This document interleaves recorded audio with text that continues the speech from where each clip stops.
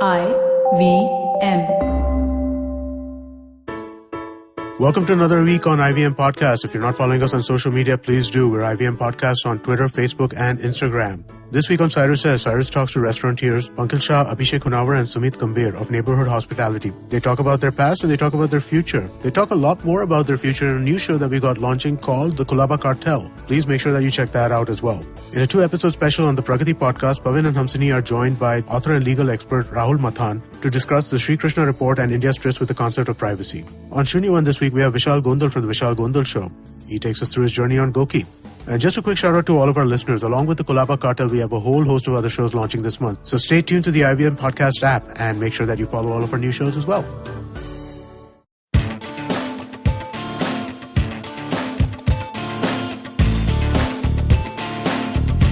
You're listening to TFG Football. Brand new episode of the TFG Football Podcast, and we've hit 300 episodes on talking about Indian football. Once again, we are here. It's been some time that we've been talking about football, especially Indian football. The World Cup took a toll on us and we all needed to take a break. So we are doing tag teams over here. Chiranjit is on his vacation after I just came back from one. And here we are back to talking about Indian football. But there's some great news for us. Indian national team is in action at the moment, but we've got under 16, we've got under 20, and we've got the national women's team out of India on exposure tours, and they're playing countries, they're playing club sides which are well known, and it's good that we are able to at least play something in the off season. And here we are talking about Indian football again. Chiranjit, would you like to share how it's been this two weeks without talking Indian football? You know, it just doesn't leave you, but then you always come back to thinking, why are we not talking about Indian football? Have you been missing Indian football? Yeah, well, the last few weeks have been almost peaceful, you know. It's like when we're not worrying about Indian football or following every little bit of news that's breaking all over the country and beyond, seems like you get a lot of time in your hand. I caught up with family. I caught up with old friends. I took a trip to Singapore with my best friend. I saw Arsenal in action for the first time at the International Champions Cup. Cheered a lot, sang along, partied. Now I'm in Thailand. I'm sitting in an island called Koh Samet. It's beautiful beach, white sands, and everything is peaceful and quiet. And there is no Indian football anywhere in sight. And then everything just happens all at once. You know, Kerala Blasters plays a very memorable tournament, pre-season tournament that they're calling with a club from Australia, a club from Spain, and they played well, right, Kevin? Like they scored a lot of goals, right? Oh yeah. You're saying they scored a lot of goals. Yes, I mean the opposition team, not the Indian side. I mean, yeah, on the wrong side of the pitch, but lots of goals, brilliant games and all. Aizawl FC are playing MFA Super Cup. I think right now they are doing well. I mean, they won a couple of games, but Chinga Wing is kicking their ass again. As usual, it happens in the local scene over there. We have Bengaluru FC who are also active right now. They just went out and played a Spanish team, a reserve side, lost 2-1. Competitive game. They're going to play some big teams in the coming days. It's the reserve sides of some big La Liga clubs, which is good preseason preparation. Same with Kerala Blasters. All of this is unfolding everywhere. Calcutta Football League is underway, man. It's so exciting. East Bengal's first game, it was so overwhelmingly popular and so awesome that they couldn't even finish the game. Had to abandon it because of too much rain at a time when it seemed like East Bengal was not going to win the game. Thankfully, the game was abandoned due to rain. I was expecting some crowd trouble again. Well, the crowd trouble may have happened because they were playing a rather inexperienced side, and it was 1-1, and the game was in the second half. It seemed like East Bengal were having trouble, especially because the pitch was wet. It was hard to navigate with the ball, and East Bengal ground is not that bad, but it doesn't have the best drainage system in the world, to put it mildly. But the good part was that some 23,000 people showed up on a Friday afternoon to watch the game, and they were disappointed when the game was abandoned. But well, they're going to play the game again, and the East Bengal will have a chance to play in a drier pitch, hopefully. Mohun Bagan played, won 1-0. Kiseka scored a goal. That went down pretty normally. Mohammedan Sporting also got a win. So CFL is underway pretty much, but where it's really at is what you mentioned, man, earlier on. India under 16 playing I think they're an invited team. Like Japan and India are the teams that have been invited to play in the West Asian Football Federation under 16 championship. Yep. And well, both of them are kicking ass right now. And Indian under 20 team has been playing in Qatif tournament under 20, where they were playing against teams like Venezuela and Argentina. And some really interesting stuff happened all in the last night. And let me tell you, because Thailand's time is like a hour and a half early. So the game was kicking off, the India versus Iraq game, under 16. It was kicking off at 10:30 p.m. over there. And I had to wait for the live stream to begin at midnight. And then again, I was waiting for the other game, which was happening at like 3 and 4 in the morning in Thailand time. Hardly got any sleep, but how satisfying it is to get glimpses of two brilliant wins. India beating Iraq and India beating Argentina. So how was it, Kevin, just the news that India just beat Argentina in football? How did that news hit you? This is maddening. I know. Firstly, we've been seeing exposure to us, but this is the first time I think we've really been so close, and we've got some hopes. That this team, which has been together for some time, and especially I'm talking about the under 16 team, which has been producing great results. They've been into Malaysia as well before coming into this tournament in Jordan, and here Iraq is also one of the strongest team, and they're also the defending champions there. So it's good to have that belief that we are heading into the AFC Championship with a good, strong form, and especially after having good results. If you omit the result that we had against Japan, I'll say omit because I think the scoreline doesn't actually doesn't favor us. But the game that we played, I think that was awesome. 2-1 was a narrow scoreline that we lost to Japan. But Iraq, we know their physical strength, even at under 16, even at the senior level. They really, match up to that physical aspect. And India have known to fall out in the final quarter. And, those last 10 minutes and 20 minutes. And here we have a 1-0 scoreline.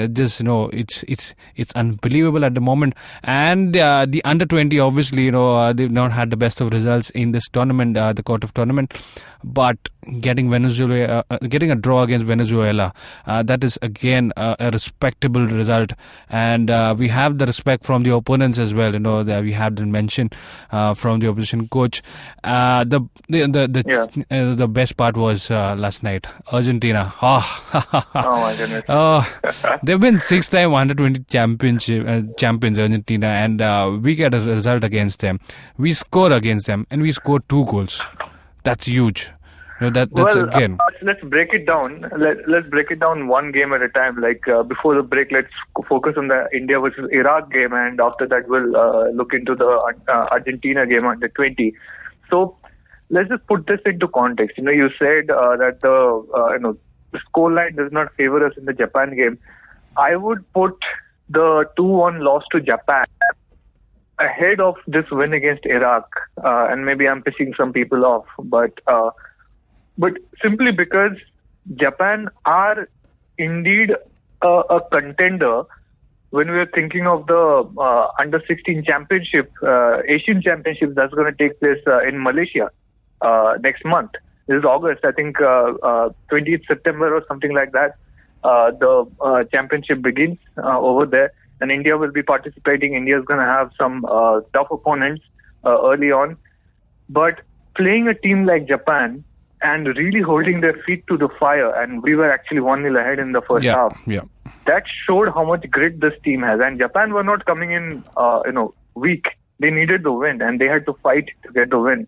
And that was, I think, the most positive performance that we have seen. Now, Iraq, coming back to how they have been, some unfortunate shit happened with Iraq, as has been the headline of worldwide news for the last 2 decades.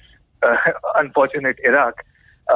It's maybe let's just say they got in a scandal. What happened was that the team arrived for the tournament in Jordan, and airport authorities apparently alerted the administration of the tournament that some of the Iraq players were overage, and that was found to be the case.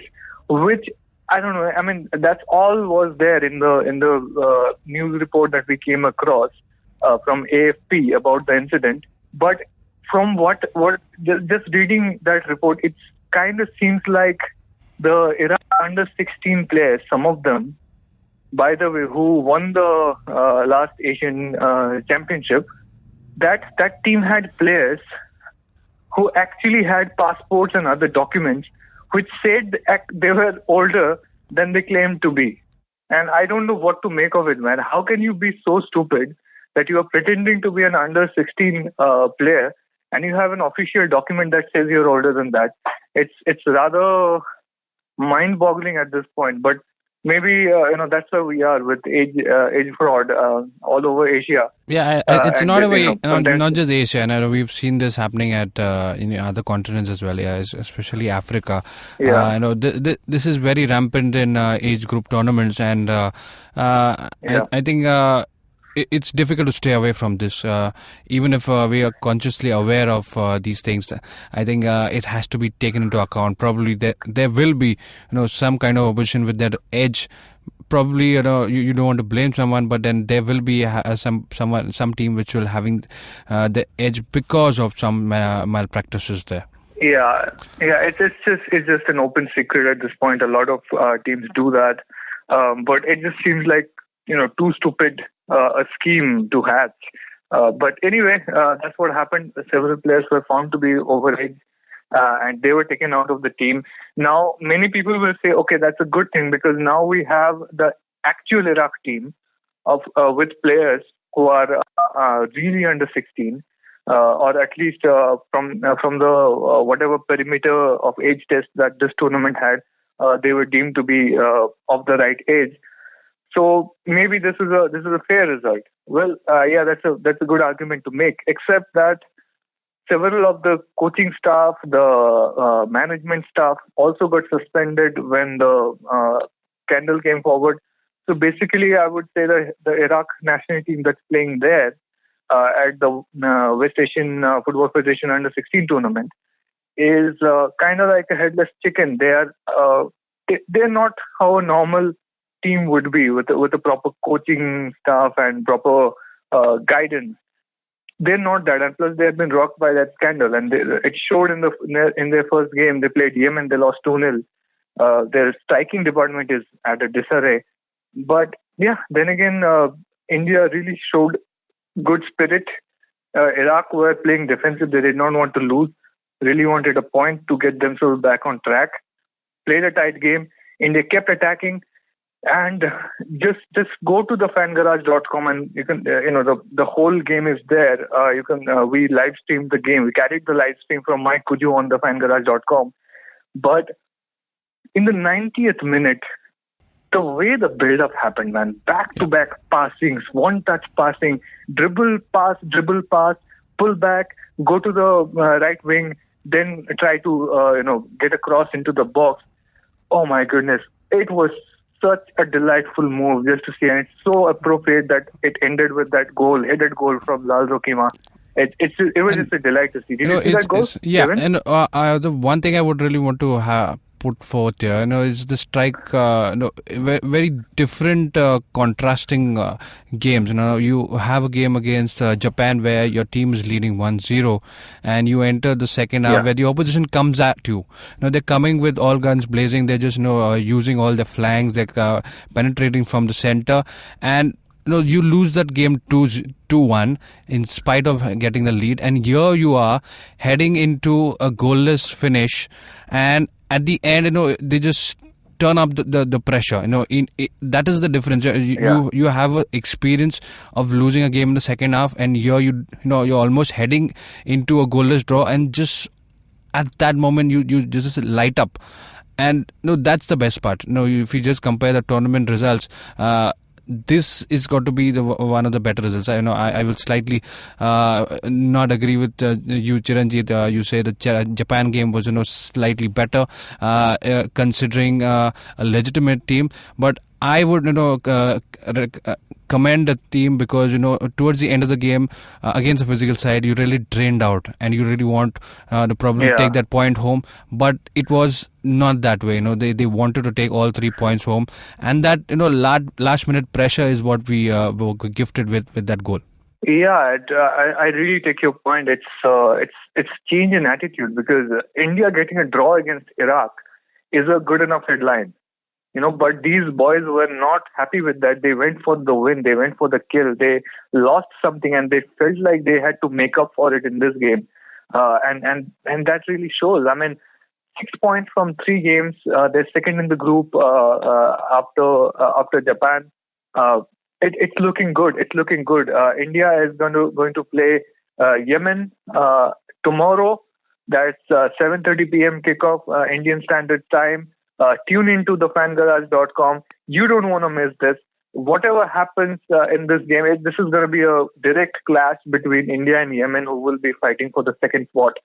And if you are, if you get the top 2, we will go down and play the final, and that is going to be brilliant if we get to play the West Asian Football Federation ka under 16 finals. I mean, just look at the other teams: Iraq, Yemen. It's awesome, man, that even Japan is there. It's awesome that we can be competitive against these teams. Even at this level, it just gives us a lot of hope, isn't it? Yeah, it does. Yeah, correct. Chiranjit, I really I hope the way things are turning up for this under-16 team, we take that momentum for the actual final that we'll be heading into, and making the under-16 probably the first Indian team to qualify on merit for the World Cup. We're very close to that, and hopefully this turns out a great experience. On that note, we will take a break, and on the other side, we will talk more about the under-20 and also about the national women's team, apart from other news that we have. All that on the other side. Come back to us. Give me a word या कोई भी line, कुछ भी हो सकता है यार. क्या कहा आपने? टोपी. Okay. Mohun Joshi hated wearing topis. He felt suffocated in them. टोपी पहनते ही उसे स्कूल की याद आती थी, where of course he had no choice but to wear a टोपी. वह जिस दिन पास आउट हुआ, उसी दिन उसने अपनी टोपी का बॉनफायर बना दिया. And since then he never worn a cap और अ हैट, ना कड़कती धूप में, एंड नॉट इवन टू बचो फ्रॉम द ठंडी. But from Monday 26th February, Mohun Joshi had to wear a topi all the time. Why? Because if he didn't, everyone around him knew exactly वो क्या सोच रहा था. They knew that he was wondering how the girl in the yellow churidar would look बिना कपड़े के. They knew when he was calling the boss a सड़ेला टमाटर. They knew everything. पर ये सब हुआ कैसे? अरे भाई, यही तो स्टोरी है. और ये स्टोरी आप ही ने मुझे दिया by giving me the starting word. यही तो है the Croc's Tales. Words आपके, कहानी आपके लिए. Catch the stories on Monday and Thursday on the IVM website, app, and anywhere you get your podcast from. See you soon. Welcome back after the break, and here we are continuing to talk about Indian football, and this is our 300th episode if you've missed the start. And again, we are excited to talk about football yet in the off season. Yes, coming to the national women's team, they are also in action, and they are in Spain for a tournament. The Kotif tournament is also the one which the under-20 men's team is playing, and the Indian women's team has been playing a couple of matches. They played a couple of matches so far, and the results haven't been too promising, but again, it's something that we need for the women's team. So the first game that was played in this tournament, the first and second game have been losses. The recent one has been against Levante, the club side from Spain.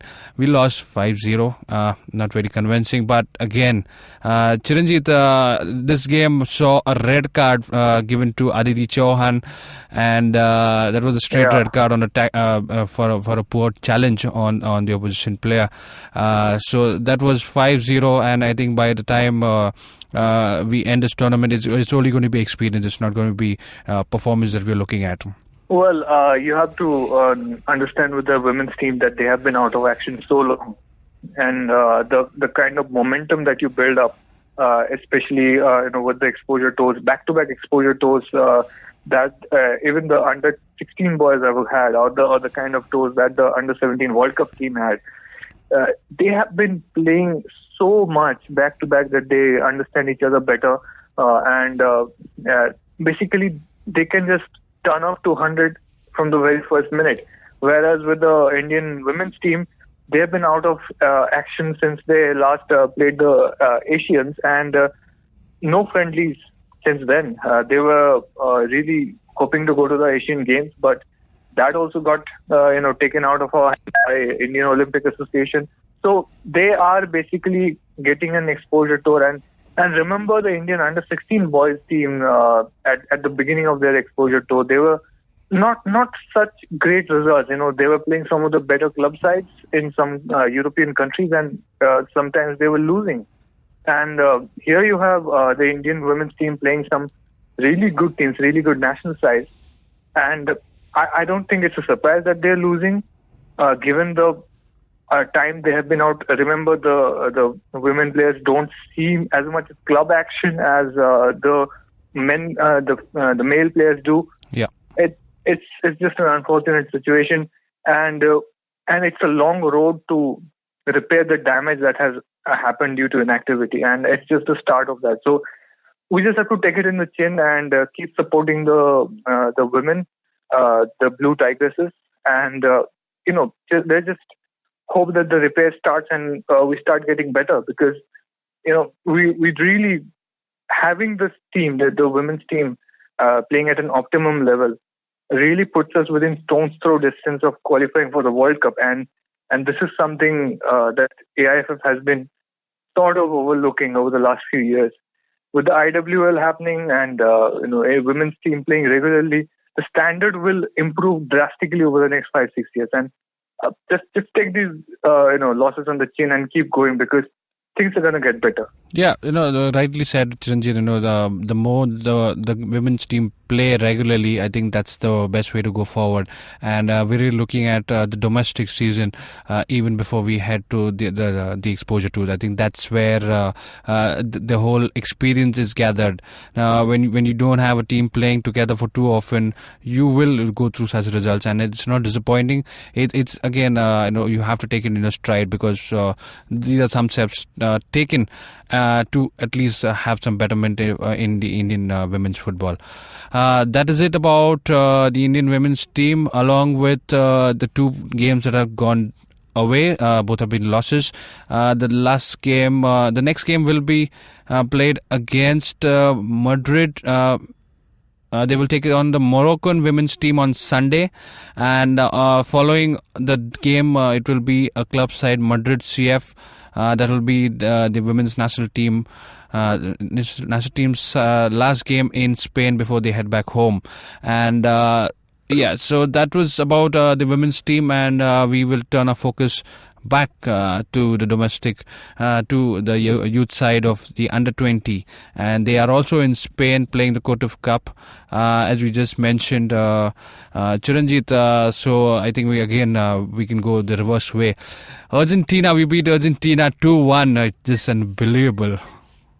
Yeah, well, a little bit of a unfortunate result for Argentina. They conceded a goal in the first 5 minutes. The shot was directly at the goalkeeper Diaz, but he dropped it. Rather comical Katti Mani moment that he had. It just went in, and India got the lead. First half stayed 1-0. Second half, it was kind of a back and forth. But Argentina did have dominance. I mean, you would have to give them that. They controlled most of the ball, created most of the chances, hit some posts. But I think the game was defined by the free kick that Anwar Ali took. It was so brilliant. 30 meters out, just took it. It just curved it into the side of the goal. It was impossible for anybody to stop it. The press release from Qatif organization called it the best piece of action of the tournament so far. And it was, man. It was like something out of a world-class game, as it was. It just really seals Anwar's status as one of the brightest young prospects that we have coming up, and he will be knocking on the doors of the national team so very soon, because these are the kind of conversions we need. When we have the back to the wall, like Aniket Jadhav got a red card, second yellow for a foul, and he was out. India were playing with 10 men, and at that point of time, you get a free kick. Quite not really a goal scoring range free kick. It was kind of bigger than that, but just he comes and scores and gives us the decisive knockout punch that helps us clinch the game. Well, what can you say? That goal was worth a few $1 million at least. Yeah, it was. To see that happen. Another part was it's coming from a defender. Set pieces being taken by a defender. Yeah. And that is something to look into. And we've seen Stalin in the past as well. Stalin got some good. He's a 2-footed player, and we've seen set pieces from him coming in with lethal consequences. And this again adds into our armor. A defender's taking in precise and accurate set pieces. Yeah, I think it's way ahead of what we've seen them play in the domestic season. This is a step ahead. All we can hope is these games can happen at more regular intervals. Obviously, this is the off season that's going on, but. Again, if it's not done at a consistent speed or a consistent program-wise, it really dies off. And again, as we talk about domestic season, hopefully this season is going to be better because the boys have grown physically as well. You add in that the mental side of it, because they've seen a lot of domestic action. They've learned a lot from their first season playing together in the I-League, and this team, this is combined of the under-17 team that played in the World Cup plus the under-19 teams. This really makes up for a good side. Yeah, I mean, but dude, we beat Argentina, dude. We beat Argentina. We beat Argentina, and it was crappy. It was in an 80-minute game, 11 subs allowed. Argentina had already won the first 3 games, so they were already going into the semifinals, topping the group. So they didn't care. They subbed out 6 players and all that. But and also, like somebody else pointed out, the best youth talent in Argentina is actually contracted with several clubs in Europe. So these 80-minute tournaments, Qatif tournament type things. The top 30 players from Argentina are probably not playing this. Youth players from Argentina are probably not a part of this team. But again, it's Argentina. Like, no matter what you say, it's Argentina, dude. Like, come on, man. We took them on, and of course it wasn't perfect. It was crappy, but that's what you expect. Argentina is going to be better on the ball than us. Argentina is going to create more chances than us when we play them. We won't be a match to them in that regard for a long time from now. But we took our chances, and that's how the underdogs beat the favorites in football. They take their set pieces, they take their chances, and they play their hearts out. They have a little bit of luck going their way, but in the end, the scoreline tells the story that they really played their heart out. They really gave it all out, and no matter what anybody says, all these players, Aniket, Anwar, anybody else, Jitendra, who made some brilliant saves to keep India in the game in the last few minutes, it will go down in history that these players beat Argentina, and nothing can take that away from them. And we should all celebrate today, because how many times we get to say we beat Argentina? Yeah, on that note, I think we can head to the Venezuela game, which was played just prior to the Argentina one. And I think the highlight of the game, apart from the goalless draw, was the comment from the opposition coach, Marcos Matias, who was the head coach of Venezuela. He praised the Indian team, and he said he was pleasantly surprised by the way India played, and being able to hold Venezuela to a draw. Again, a good result. Some smiling faces there. We should be playing these tournaments at least twice a year. Chiranjit, again a good result for India, getting not beaten from a very strong team. Well, we finished the group below everybody else. 4 points from 4 games. Got draw against the got points from the 2 top teams. Beat Argentina. I mean, dude, we beat Argentina. I think that should be the bottom line of this entire tournament. That we beat Argentina. That's it, man. Let's forget everything else. We beat Argentina. Seriously, man. What an episode to have as our 300th episode. So long this podcast has been going on. First as daily all sport podcast, and then it started as a weekly podcast, became daily. It's weekly again now. But we have been going through so much negativity, India losing or whatever else has been going on at home. Very rarely we get to celebrate such pure good moments and moments of happiness that we really took on a country which is renowned as one of the best in the world, that just played the World Cup as one of the favorites, and we beat them.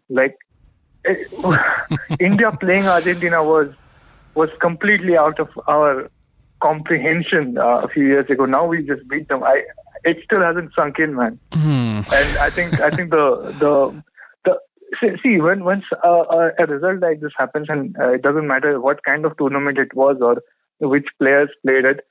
This is like there's a word in Sanskrit, the Indra Patan, like a big horse or a big king has fallen.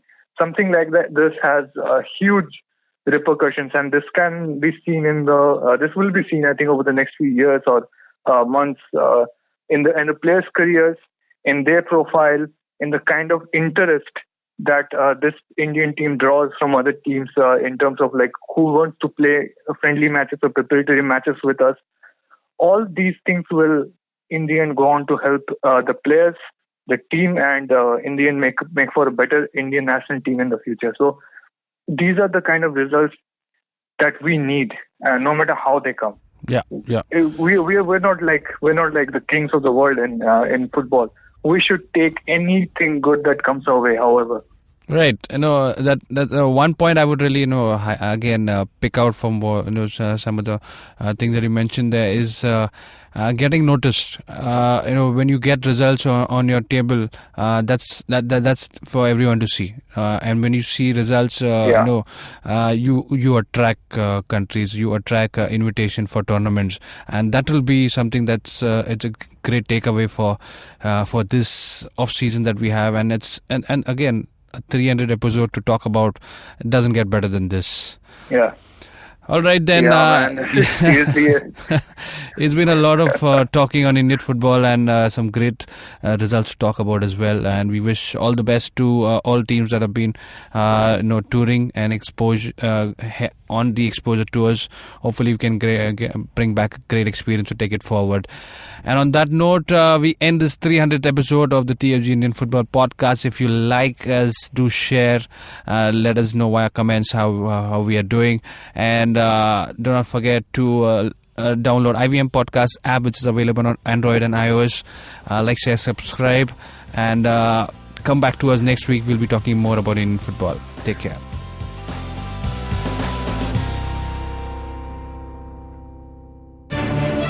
Every week comes a show where 3 people come together to tell you about stuff they like.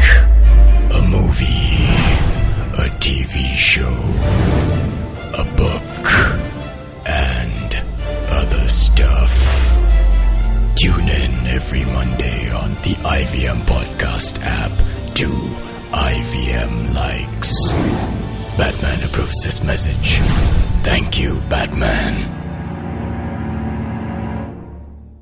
Shunyawan, Shunyawan, Shunyawan, Shunyawan.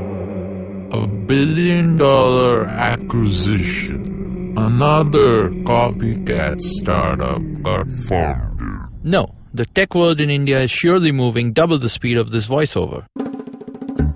Tune in to Shunya One every Tuesday to catch us talking to the smartest people we know on the IVM Podcast website, app, or wherever you get your podcasts from.